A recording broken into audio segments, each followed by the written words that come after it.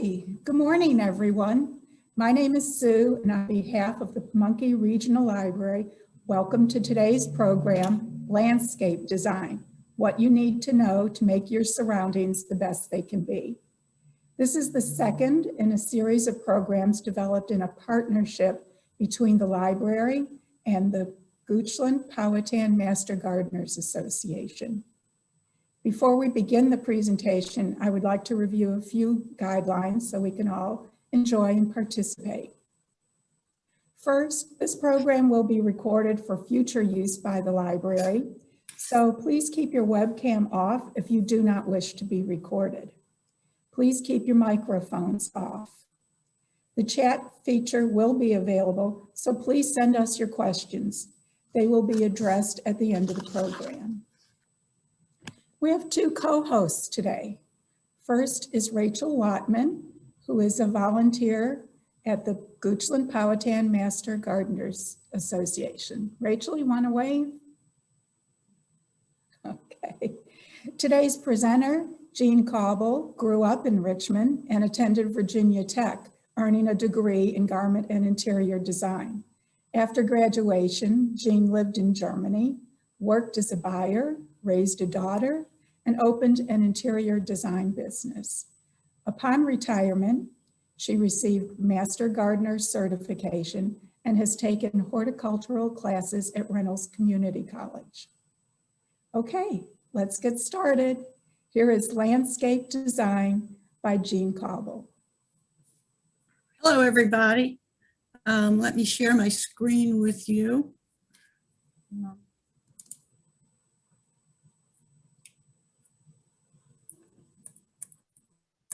No, hold on a second.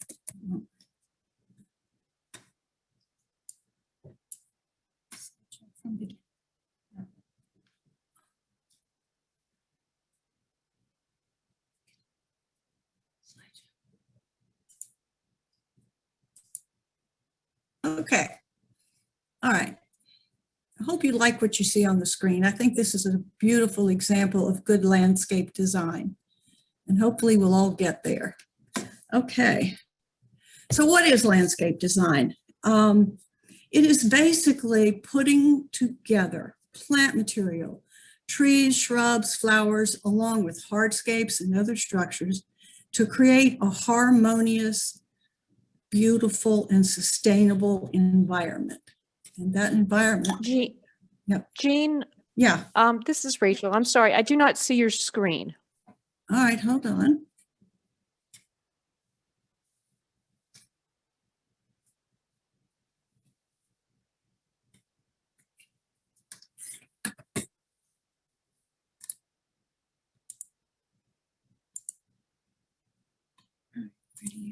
Where do you present from? Share screen?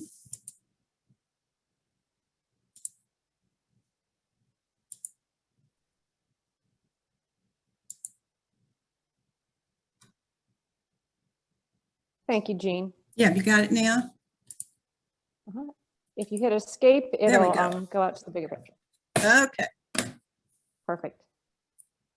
So this thing is bouncing around. Hold on. Okay. The essentials for successful landscaping are important in that this is where you start off. If you don't have a good start, you're not going to have a good end. The first thing you have to do is look at and assess the area that you want to do your design in. And you look for things like the lay of the land, what's around the area you want to do, and get a feel for what you think you want it to be. Once you have assessed your site, the next important thing you have to do is to measure it. Now, if you're doing something, let's just say in the front of your house and it's up against a foundation, then you need to think about how far out from the house it's going to go.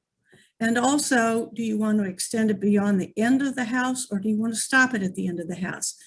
So what you do is take as precise a measurements as you can of the area that you want to include. If you're going out into an area that's not up against a structure, you have the opportunity to make a number of different shapes and sizes. And when you're working with something that is oval or round or irregular in any way, then you have to take multiple measurements to get all those dimensions that are going to figure into where that landscape is going to be.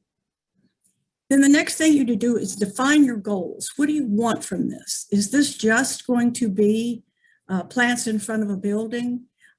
Is it going to have other elements involved with it, like maybe a patio or something like that? And so you have to think about what it needs to do for you when you're finished. The next thing is probably one of the most important parts of the landscape design process, and that is to do the research on your plant material. And that's based on the fact that if they're living organisms, it's not something that you put in front of a fireplace like a chair and it stays there forever. It has, it's going to grow, it's got characteristics, needs of its own, and you have to know all those things in order to select the correct plant. And then think creatively, think out the box. How many houses have you driven by that had a row of boxwoods all the way across the front of the house? Boring as it can be. And so think about the fact that this isn't going to look like that. This may have all different heights, it may have all different plants, but it's going to be mine. Okay, so the influences on the design include the characteristics of the site. Is it hilly? Is it flat? Does it have some elements in the site already, like a tree that you want to design the scape around? Is it in front of a house? And if it is, what's the style of that house? Because that will influence what your design should look like. And if you think about surrounding sites and sounds, does the neighbor next door have a broken down shed that you have to look at every day that you'd like to hide? Or is the back of your house up close to a street with a lot of traffic and you'd like to be able to muffle some of that noise? So you take all those things into consideration too. And then as far as family needs are concerned, is this going to go around a patio? Do you need to include areas for children to play? There's all kinds of needs specific to you and your family that you should think about before you start selecting plant material. And then the last thing is maintenance requirements, and that has to do with how much work it's going to take to keep that landscape design looking at its best. And that has to do with, oh, do I have to rake leaves more than once a year? Do I have to prune several times a year? Do I have to deadhead flowers? All those kinds of things. And you make your plant selections based on how much time you want to give it. They're basic landscape design elements, and we're going to go through these, each one of them. But what I want you to think about as you listen to this is basically, and what am I going to see when I'm doing my design, and is it going to include these basics? First is unity, and unity is the idea that you want your landscape to look like one whole big piece that was meant to be there from the beginning. You also want it to look like it blends with, is cohesive with the areas around it, whether that's the front of a building or whether it's out in the middle of a yard or whatever. You want all your different parts of your landscape to complement each other. You don't want them to be competing for attention. And you want to have a degree of interest, but don't go overboard with it. Too many colors and too many textures and too many different heights and sizes of things begin to look confusing to people and messy. And when we talk about scale, we talk about the size of something in relationship to something else. And in landscape, it has to do with the size of the plant material. Again, knowing on what its mature height and spread is going to be. If you look at this picture, I firmly believe they had no idea when this tree was planted that it was going to get this big. And it should have been cut down years ago. Okay. Now, balance. Balance is, you all know what balance is. This is balance in landscaping, but the concept is the same. You've got two different sides of something, and you need to keep in mind how they work with each other. In this particular case, I mean, this is a wonderful design, and you can tell one of the things that landscape design wants to do is to guide your eye towards the thing you want people to see, and this does this. Balance, when we speak of balance in landscaping, we speak of either symmetrical or asymmetrical balance. And symmetrical balance is a design that creates mirror images on either side of your center point. So if you look at this house and divide it down the middle, you'll see that either side is exactly the same. If you were to make a copy of that and fold it in half, you would actually see each one is the mirrored image of the other. Symmetrical design is quite often, usually used where there's a house with a center door and the equal number of windows on either side. And it is also used quite often when you're looking at more formal settings. Asymmetrical design is typically found where there is not a mirror image front of what you're working with. A lot of more informal and more contemporary style houses that have gotten away from some of the more classic home styles that we have so much of around here, they are asymmetrical and they require asymmetrical landscaping. It's not as easy to do an asymmetrical design because it's, you know, if you do a symmetrical design, you do one half of it and you've done the other half, and this is different. But it's a very natural kind of design. All right, let's talk about rhythm. Rhythm is something that kind of creates a sense of motion moving through the landscape. There's a relationship between the different plant materials to each other. And if you've got rhythm in your design, then your eye will flow through that landscape design, sort of like tidal waves. There's an up and a down, and there's a rhythm to it. And you can see in this particular picture, as you go from left to right, you've got this really wonderful purple, big-leafed shrub. And you come down off of that to something smaller and you move up again to something higher, but your eye has a tendency to flow from one to the other. Okay, simplicity. But simplicity is exactly what it says. You can make this as complex or as simple as you want it to be. This is an example of more of a simplistic design. You usually in simplistic designs find more straight lines, or slightly curved lines, and a minimum of plant material, and a minimum of differences in size and shape. But in this particular case, this is minimal, but it works really, really well. And again, all of these plants are sort of put together like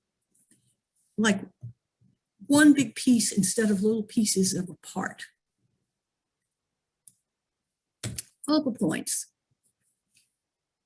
For sure, if you're putting in a foundation planning, you've got a focal point immediately in the front door.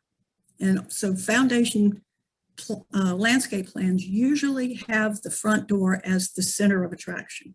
And that's what it is. The focal point is what the eye is drawn to. It's the first thing, the main thing that you want people to see.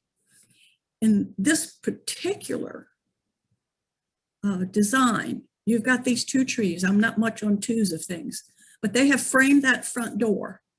And when you drive up to this landscape design, those trees and the space in between them are going to lead your eye right to that door. You can lead people's eyes to focal points in a number of different ways. Driveways do a great job of that. But one of the most important ways is simply the size and the shape of the plant material and how it changes as it gets closer to that focal point. Accents act in a landscape design kind of like a focal point does, but they're not the main attraction. There's something else that will draw your eye.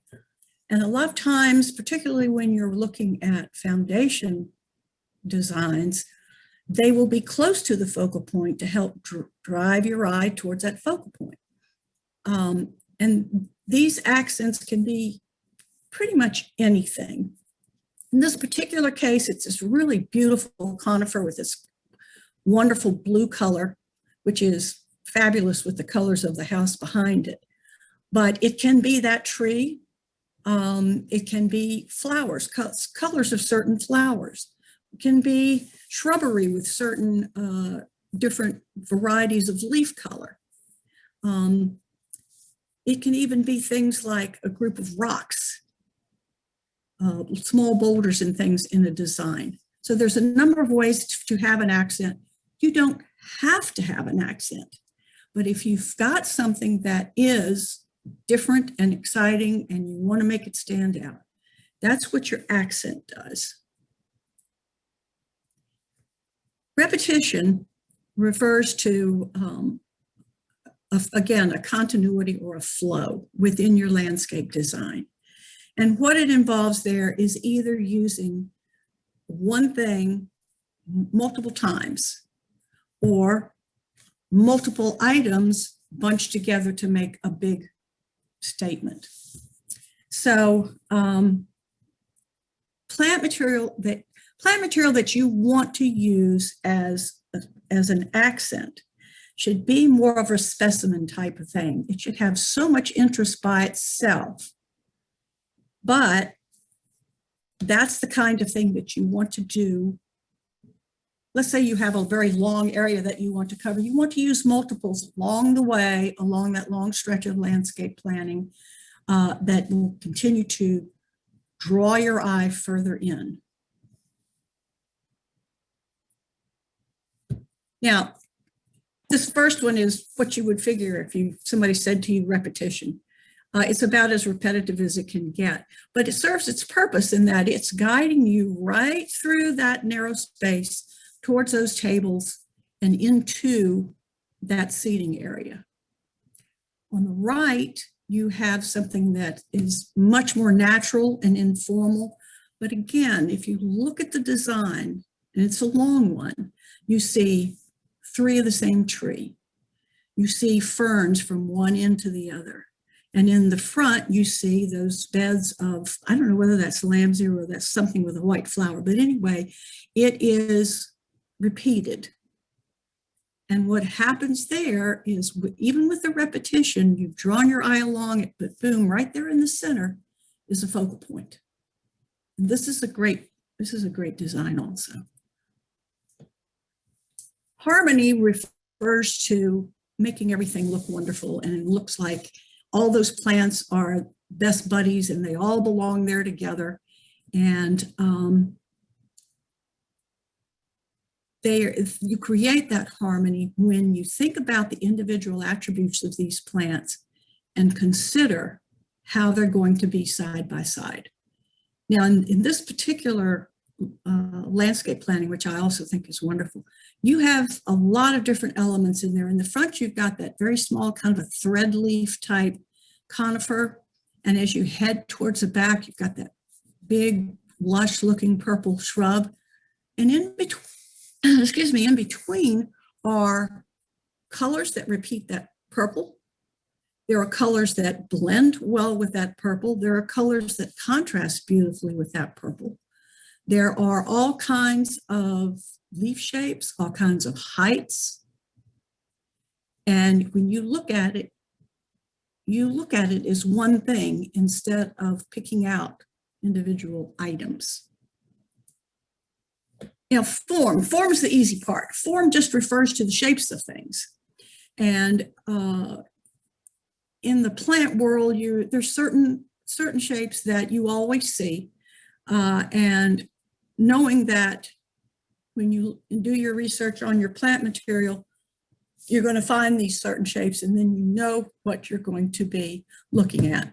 You can also think in terms of the forms of any non-plant material that you might want to use as a focal point or an accent, or what kind of structures might be around your planting area, because they will become part of your design also. But here's your basic plant forms.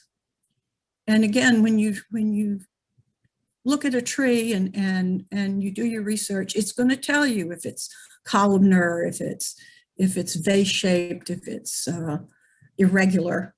And so that's the easy part of it. Those forms are very important, though, in putting your plants together side by side.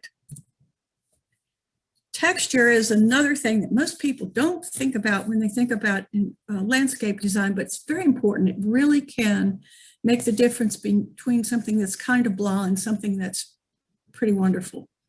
And it has to do with the coarseness, the fineness, the texture of things.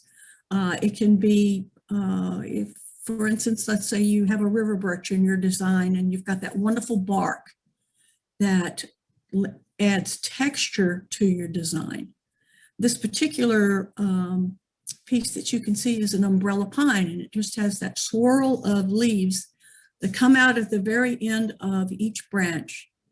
And it's a very distinctive design and very distinctive texture, but it looks wonderful mixed together with things that have larger leaves, different shapes. And it's important to really give a wow factor to your design. Different textures. There's everything from the arborvitae there on the top left, and you can see the difference in the texture between that and the magnolia next to it. Again, another pine is very lacy looking, and when you use something like that, you will also be able to see patterns of light through it, which adds another dimension to your design. Ferns have that sort of floaty feel to them that gives light to your design. Over here on the bottom left is just, the bottom right is just a simple little shrub. It has a simple little leaf, but it also has a place in among the different textures. And then, of course, the maple leaf. Maple leaves are very thin because of the shape of them. They're wonderful when you've got a little bit of breeze. They flutter easily, and they add texture to your landscape too. Color. Most of the time, the color you get will come from shrubs with different variegations in their leaves, or from actual flowers. You might also have an opportunity to introduce an interesting color in a non-plant material piece, a structure or a water fountain, or something, some kind of a statue or a chair or whatever. Color can be introduced that way too. When you think about your colors, they're divided into two separate categories, and that's warm colors and cool colors. Warm colors are pinks and reds and oranges and yellows, and they have a tendency to really stand out in your landscape. You see them right away. If you're dealing with cool colors, which are your purples and blues and greens and turquoises, they sort of melt into the background a little bit. And you can see here that there's a mixture of warm and cool. The cool colors are the largest, and that gives them a presence. But if you look down over here on the lower left corner, you've got this little, looks like an impatiens, and it's kind of an orange-red. And even though it's a tenth of the size of some of the other things, you really see that red. So the thing to think about there is, what do I want? Do I want it to be just really wow? Do I want it to be kind of softer? This particular landscape design looks like from the plants that are in it is at least dappled shade. And dapple shade, the cooler colors look extremely good in. I also am a firm believer in adding some white to color. And this is particularly, I think, important when you're using the warm colors, because they begin to be too much and they lose themselves into each other. And adding a little white here and there along the way really makes those colors, the individual colors, pop out a little better. All right, other essentials, and these are probably the most important things that you should be thinking about. First of all, before you select your plant material, and this is number one, do a soil test. And you do one for each existing bed you want to do. To give you an example, most of you, when your house was built, the lot was excavated away from the work area of the house, and then fill dirt was put back in up against the house to bring the level of the soil up to where it should be on the side of the house. That fill dirt could come from anywhere. It could come from an area not even close to where your lot is. It could come from your lot. But in each case, if you're looking at a landscape plan that is on either side of the front door, the soil in each one of those beds could be very different. And it's important for the vitality of the plant material that it's in the right soil. Now, one of the things that a soil test will do will tell you what the pH is of your soil. And that is critical because every plant has a range of acid level that it thrives in.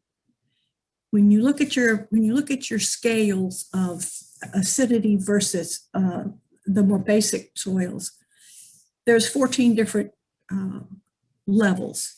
Level 7 in the middle is neutral soil. It's not acid, it's not basic. Most plants in the area where we are prefer acid soil in the 5.5 to 6.5 range. And some plants will be even more particular than that. The key to that is if a plant is planted in soil where it is not within their pH range, it cannot take up the nutrients it needs to grow, so it won't thrive.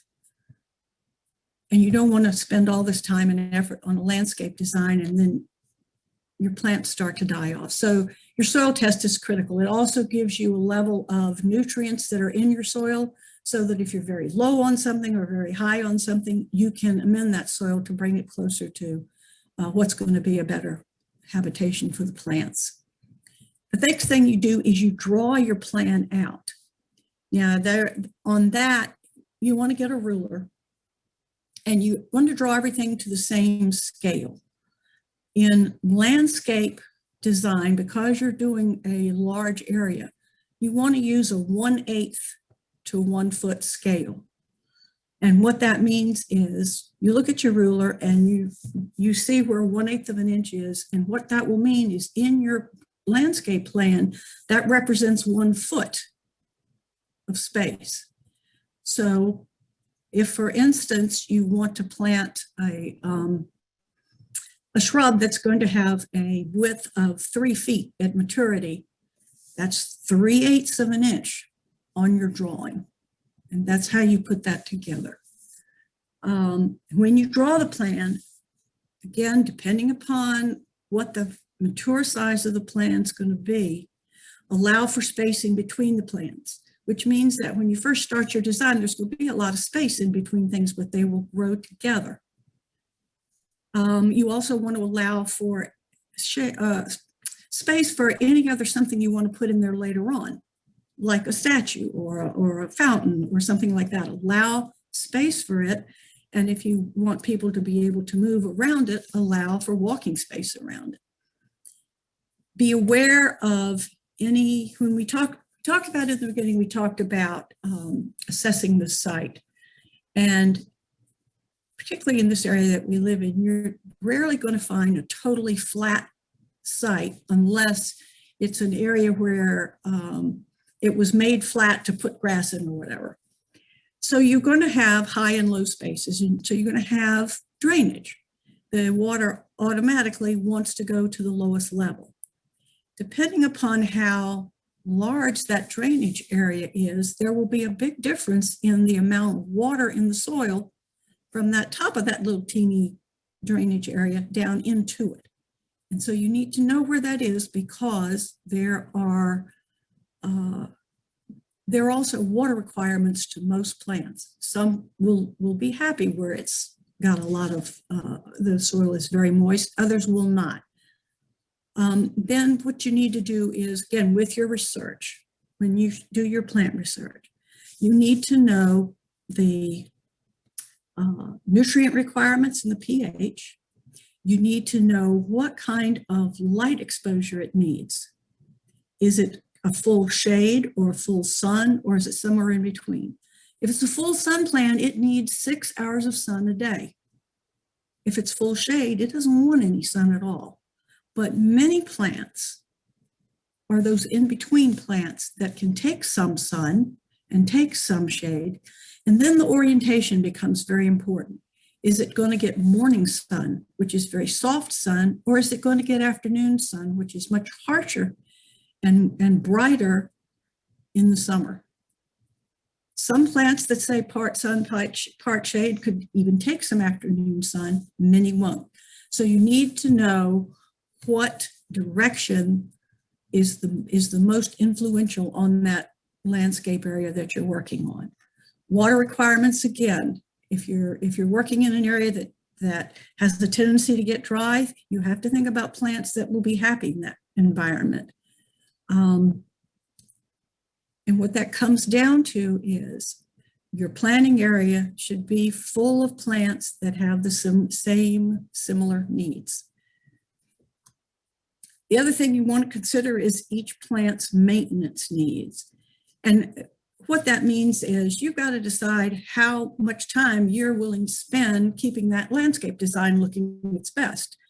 You will have some plants that, particularly trees, maybe need to be the leaves raked once a year, and that's it.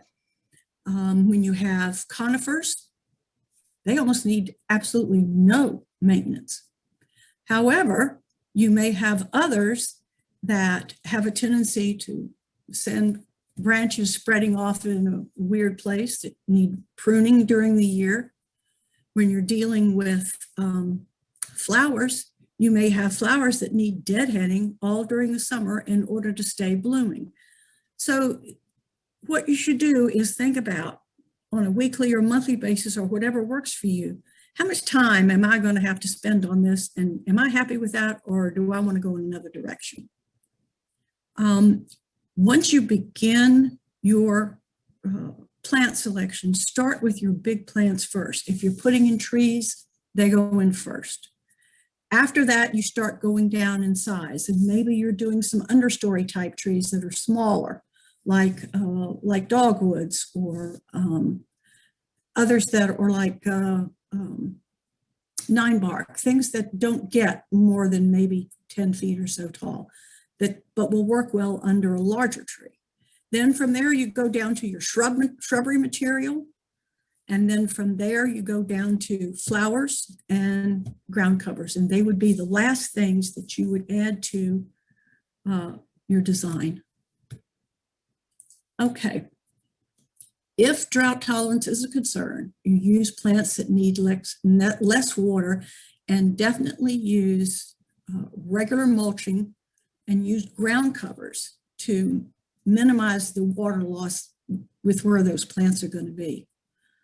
If there's time constraints, as I said before, there's evergreens take very little maintenance. Ornamental grasses are another one that take very little maintenance. They need to be cut off at the very beginning of spring down to the ground, but that's it for them.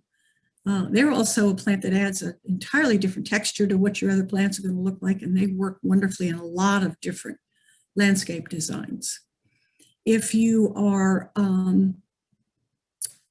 if you're thinking also in terms of using flowers, in your design. Perennials normally take a lot less upkeep than annuals.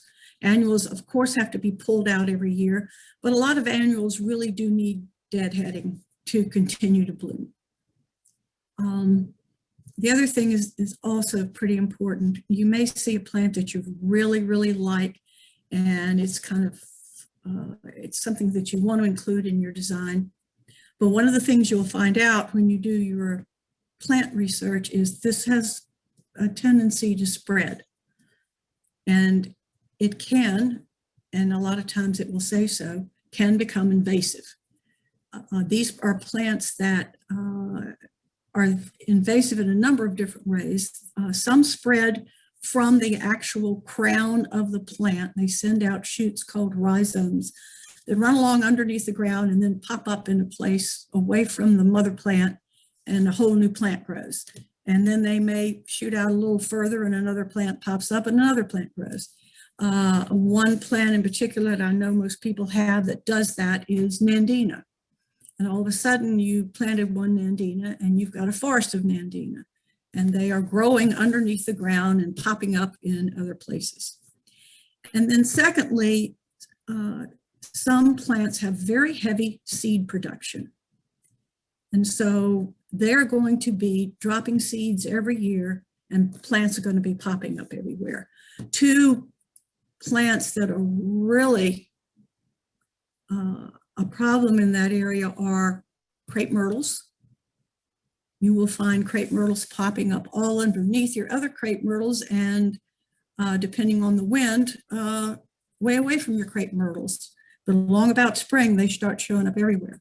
Same thing with vitex. I don't know how many people of you are familiar with vitex. You see it a lot in medians along the road. They have a real pretty purple spiky flower during the summer. Millions of seeds come off of those flowers and drop down every year.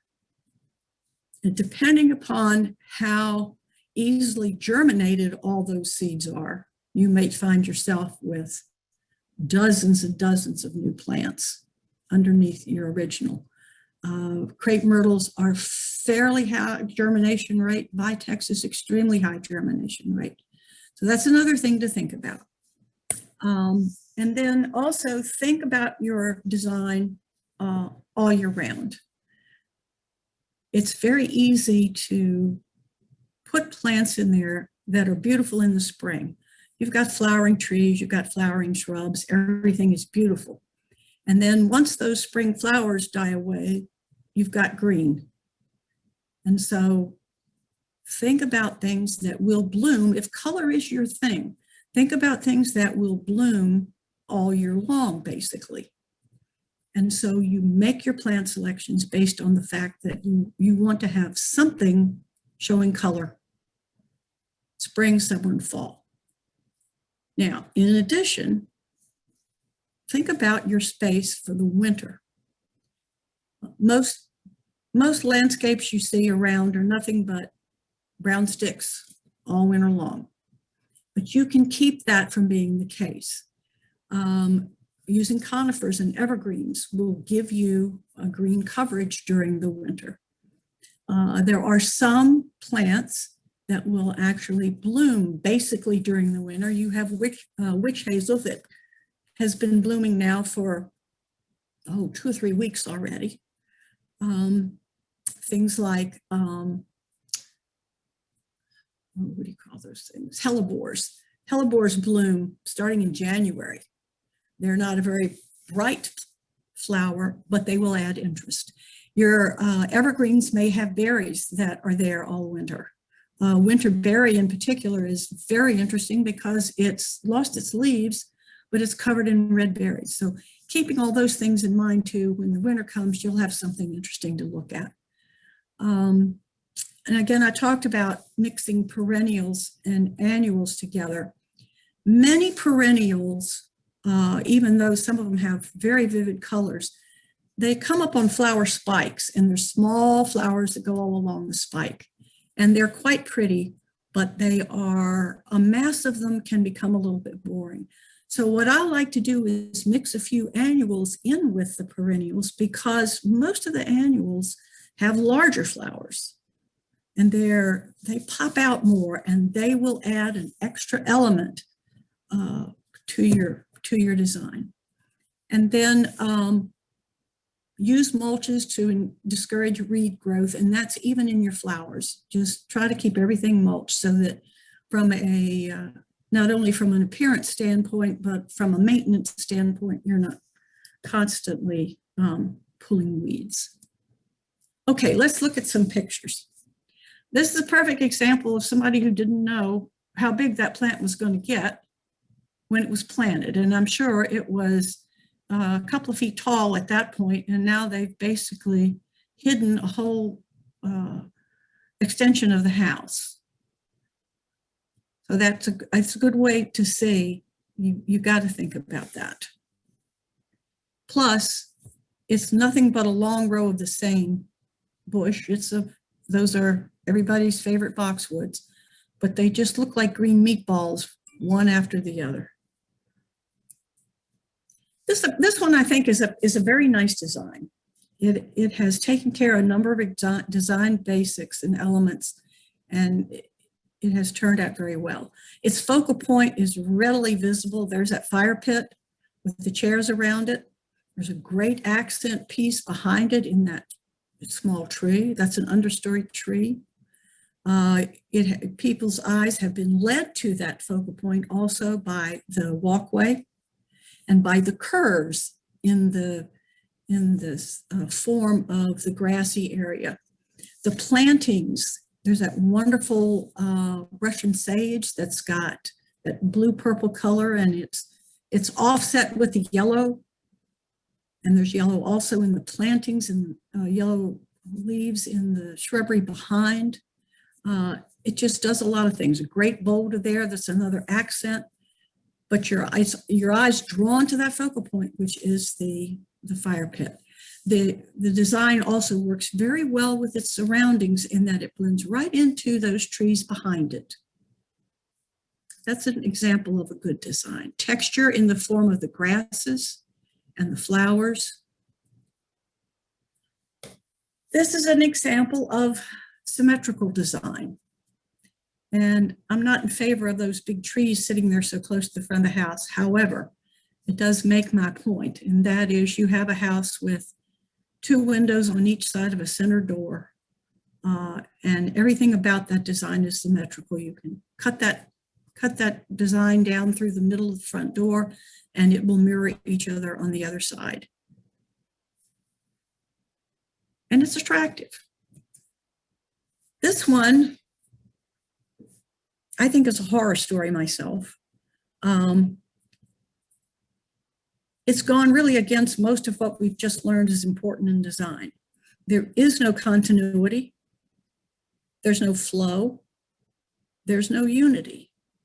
You have 2 trees, and again, if you're going to plant multiples of an item, plant them in odd numbers. And then you walk a little bit and you've got 2 more trees that are different. And you got a few red bushes and a few purple bushes and 2 pieces of grass, and lots of empty space in between.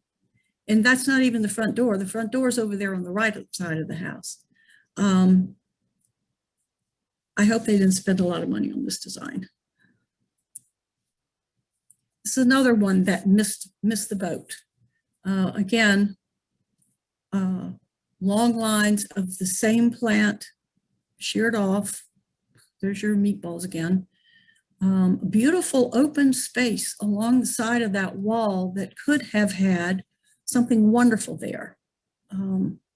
It's got something with a poodle cut that really doesn't do much for it at all.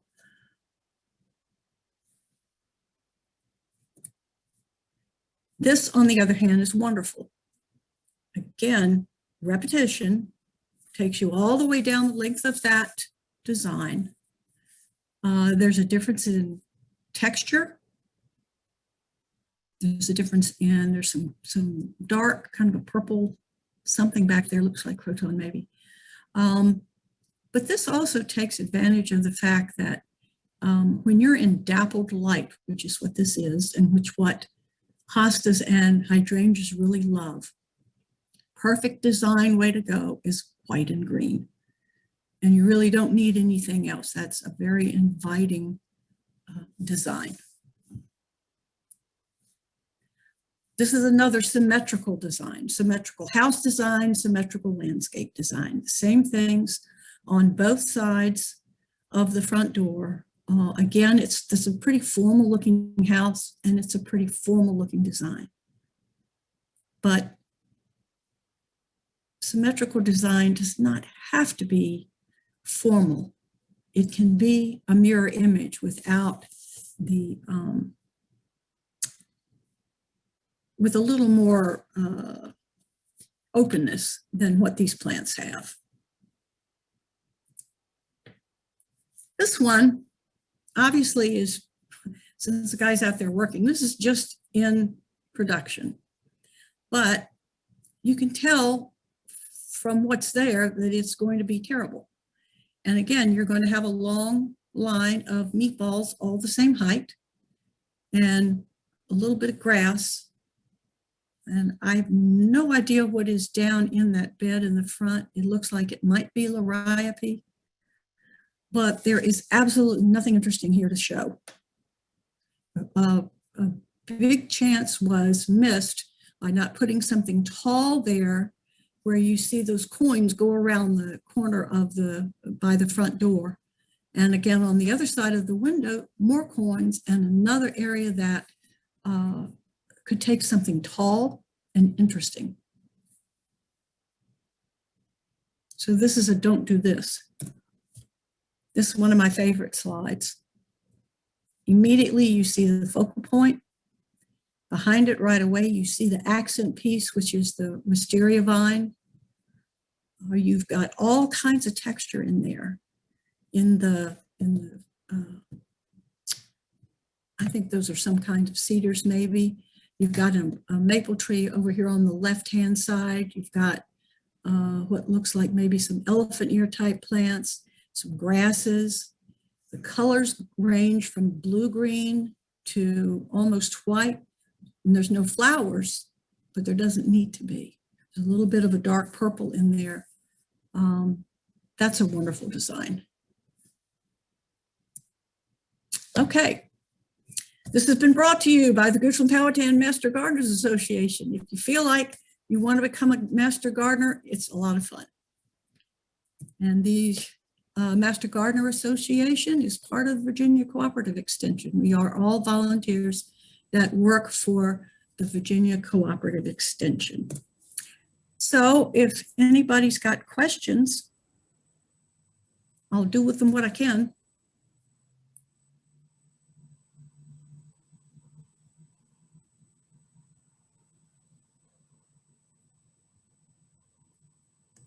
Is Rachel still on? Yeah, yes, I am. I'm looking in the chat right now. If you have a question, please feel free to type it in the chat or go ahead and raise your hand. Jean, while we're waiting on the questions, I really want to thank you for both an informative and an inspiring presentation. I really appreciate your eye-catching photos. Makes us all want to go out and get our hands dirty right now. Yeah, you ready to dig? Right. The weather wants us to as well. Mm-hmm. So thank you, Jean. So here's a first question. What plants would you recommend for harsh, dry Richmond summers? Well, that's an interesting question because Richmond summers are harsh. They're not particularly dry as far as the fact that they're very humid. Now, there's also, in a lot of our summers, a drought period that shows up. But it would not be the right decision to plant something just for that drought situation in the summer, because the rest of the year we have a significant, or in some years, excessive amount of rain. So what you have to do is think about the year as a whole and what that whole year's climate is going to be and base water requirements on that. Those weeks during the summer where it gets hot and humid, and also we have no rain, are going to last for about 4 or 5 weeks, and then you have to deal with the rest of the year. So my suggestion there would be that just during those times, be sure that you've watered enough. Thanks, Jean. So Carol asks, do you recommend red Trig dogwood in the landscape? Oh, they're beautiful in the winter. They are one of the best plants to plant for winter interest. Yes, I love them in the landscape. They also have a little bit of a different shape. They're relatively wide, but not real tall. Yeah, I think there's a place for them in a lot of instances. Okay, and Bray asks, any suggestions about how to clear areas that have been allowed to overgrow? Specifically, she's talking about Virginia creeper, greenbrier, and English ivy. Well, I don't like the idea of killing it all with weed killer. But if you don't do something like that, and a lot of it depends on how grossly overgrown it is. You may need something like bushwhack or something like that to get it down to a manageable size. Sometimes that stuff can get waist high or more, but it's going to require digging. There's really, and a lot of those things also spread by rhizomes. So it's not something I don't think that you can dig once and then not have to worry about it. You'll be fighting it.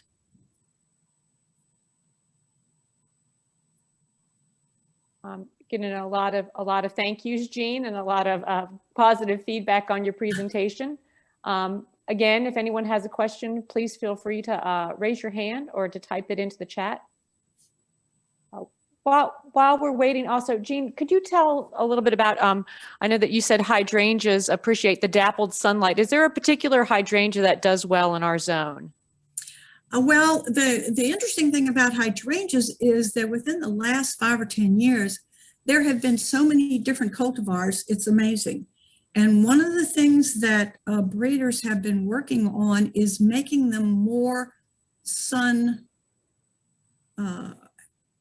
what's the word I want? Acclimated. There are a number of hydrangeas now. I wouldn't put them in 6 hours of straight heavy sun in the summer, but they will take a lot of sun. So that's another area where you've got to do a little bit of research. Your earlier species and earlier cultivars of hydrangea don't like heavy sun.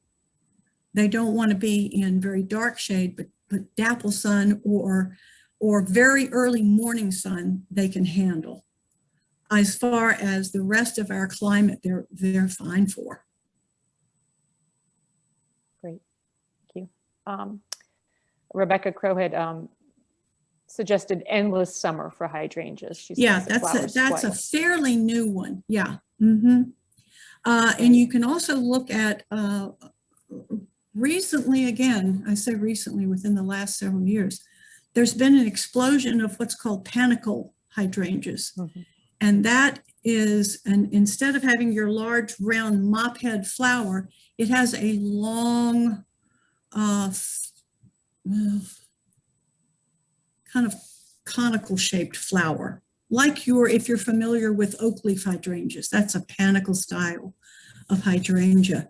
And they have a little bit different requirements. And I have one of those. Well, again, it has morning sun. It's on the north side of my house. But it's once I fenced it off so the deer couldn't get to it, it's beautiful. Thanks, Jean. Another question. Any suggestions for limiting the spread of Nandina by its rhizomes? Again, you either dig them out or you kill them with weed killer. And I'm not, I'm not that fond of weed killer, but Nandina is it really is invasive. But you have to stay on top of it. You may have to dig out those plantlets several times during the summer. And a question from Anne. Do you find that herbicides that kill the foliage, such as a home plate, are a good way to control weeds?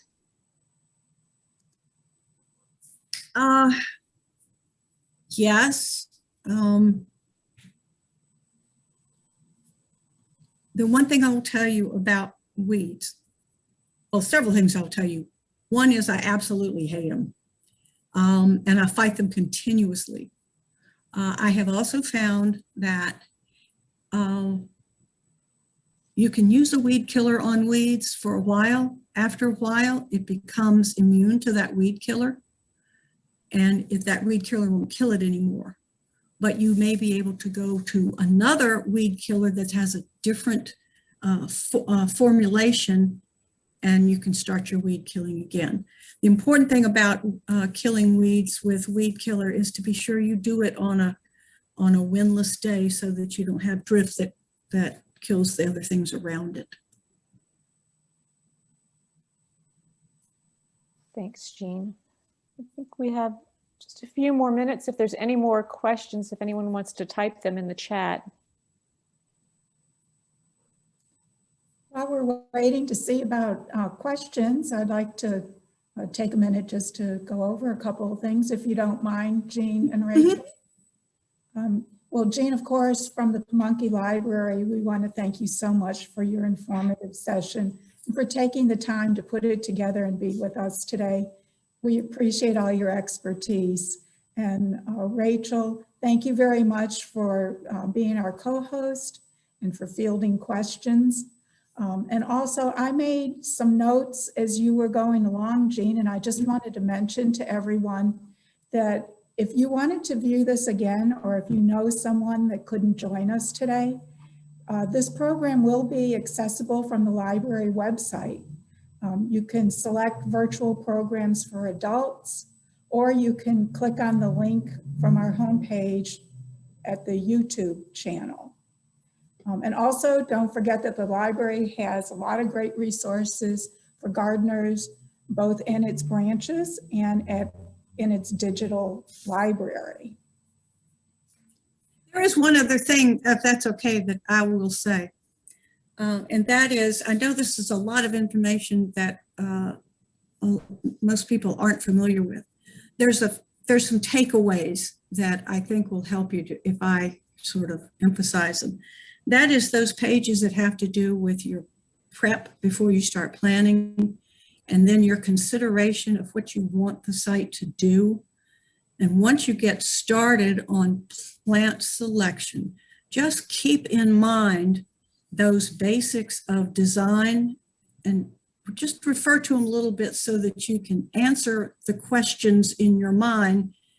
Does this have flow? Is this interesting? Do I have a focal point that I have focused on? That kind of thing. So that's what I would, those slides there in the beginning and the end that talk about those particular needs and are probably the things that you should really focus in on.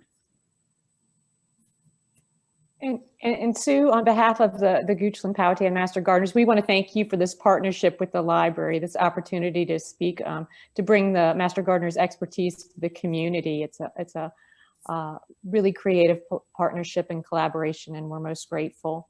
And Jean, maybe we'll close out with one final question. Rebecca asked, what is your favorite plant in your yard? Oh, that's not a fair question. I have a bunch of them. I have a number of conifers that I really like. One of my favorite trees when you get into the conifers is the deodar cedar. I have a yellow blooming magnolia that is absolutely beautiful. I like crepe myrtles. I'm not much on that original crepe myrtle kind of a rosy color, but there's so many really pretty crepe myrtles of all different shapes and sizes out now.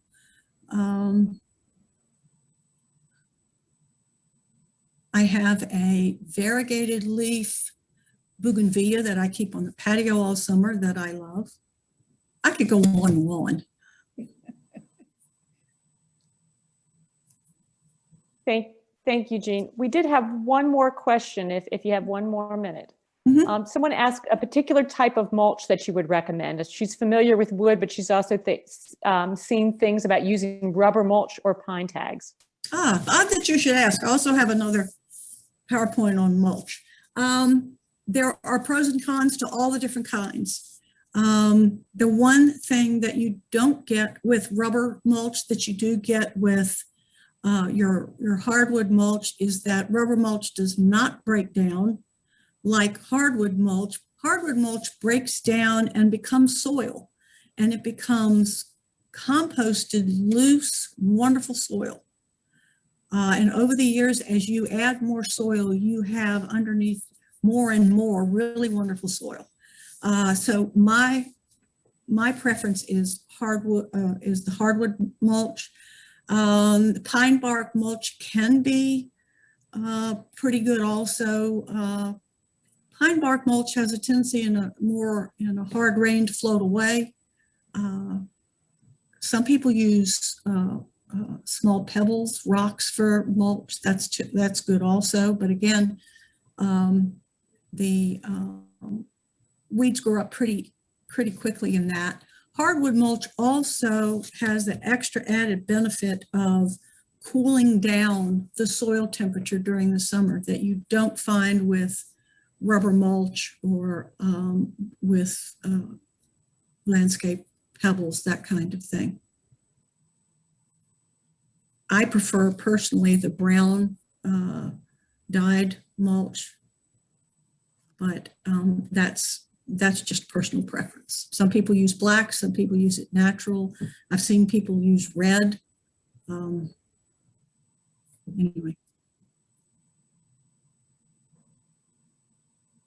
Okay, thank you, Jean. We have any more questions?